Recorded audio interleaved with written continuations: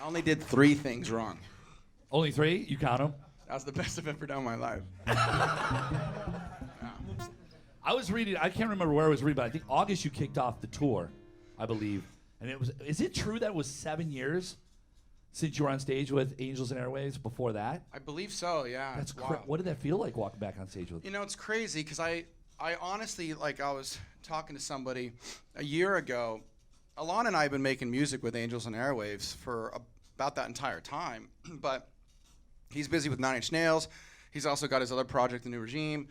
And I remember thinking, like, last year I was like, I'll probably never play live again. I literally was there mentally and emotionally, like, I don't know if I miss it.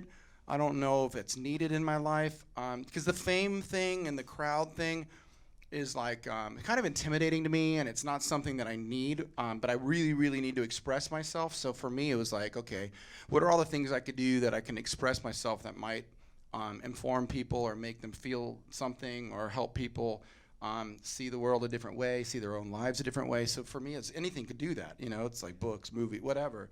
But there was a window of opportunity because I have a company called To the Stars, and we started doing some stuff, and it was really difficult. Then all of a sudden there's these breakthroughs happening, and so it kind of eased up on the responsibilities that I had for a moment. And I was like, wow, maybe I should just like throw in some shows. And I remember people trying to talk me into it around me, and I was like, I'm not sure. Then somehow they shoved me over that boundary, and boom, and then here we are. And it's like, these are the biggest plans this band has ever had, what's happening right now. So it's pretty wild. Yeah. It's pretty amazing, though. That's because, look, after Blink, it was a little struggle for you. You went through a lot of stuff, and like, yeah, you know, I don't know, it was finding yourself again, it was doing things over, and then if this is the hump, this is amazing. You know, you should feel, I mean, think about all the things you're doing right now. Yeah, I don't want to. Right. Yeah, I don't want it. No. I mean, even the History Channel show. Can we talk about that a little bit? Yeah, whatever you want. Look, here's the deal. When you started talking about, you know, unidentified flying objects and this, and people are very curious. People want to believe. But just in this past 2 weeks, you're in the news, man. Oh, am I? Am I now? All those people. I love that, man. Well, you know. Congratulations, by the way. If people don't know, explain. Okay, well, if you go back a little ways, first time I left Blink was we weren't really getting along. We had creative differences, and I really just wanted to do something honestly, I wanted to do something more spiritual, you know. And but I had to grow really thick skin at the time because no one understood why I did that. I'm not the guy that goes out on Twitter and says, this is how I feel, and I want you all to understand me, you know. So people really kind of had a lot of hate, and they were angry, and I understand. It might have been their favorite band or whatever. I might have looked like I was, you know, full of ego to be like, fuck you. It wasn't like that, you know. But by the time To the Stars became To the Stars Academy of Arts and Science, where we bring on all these people from the government, from CIA and Department of Defense and the Office of the Secretary of Defense and all these other people, White House, they all come together. We do this thing. I was very aware. I was like, when we do this stuff, maybe their resumes will help people not be so vicious on something that's so controversial.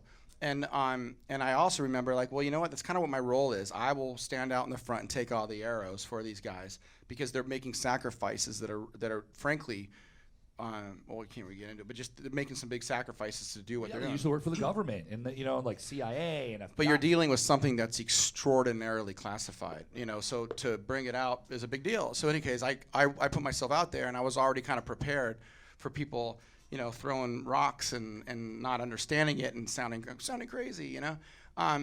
But I knew what was going on. I've been in multiple briefings about this stuff. I know what this is, and I know what we're doing, and I know what's coming.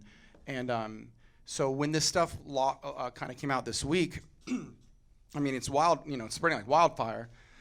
But I'm just sitting here kind of going, this is just the beginning. So people need to prepare, you know. But it's a breakthrough for you. All this work that you did, congratulations. Thank you so much. Think about it. You know what the funny thing is? I was telling these kids next to me, remember, I was like, somewhere in the Pentagon, yes, in a classified room, there's all these like admirals from the Navy with stars on their shoulders kind of going, who the fuck is this guy Tom, right? And this other person probably goes in the background like a younger soldier, and he's like, well, he ran around naked a lot, and, you know, and he said this, and he did this, and here's a video of him. Well, we probably shouldn't watch that. And they're going, wait, what? But the truth is you know, the truth is they knew who I was. They knew what was coming, and they knew all this is coming. And I think it's a really big deal for them to come out and do what they did, because we pressured everyone in Congress, and we set up the briefings for the Senate and all that stuff. So it's coming from the top down now. They don't have a choice. And that's the mechanism that we've been doing at the company. Well, I applaud you, man, and everything that you've done so far for that. So now hopefully it just keeps going and we learn more about this. Why do you think they don't want people to know? What is the bottom line? Like, if you saw an unidentified flying object, people saw it, it was on a jet fighter's camera, we see it.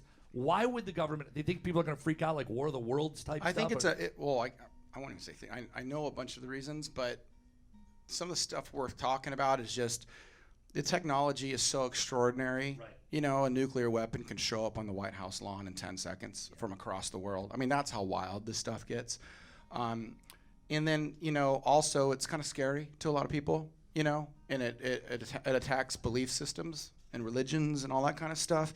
So it's like such a big deal. It's like, how do we even start, and where do we even start?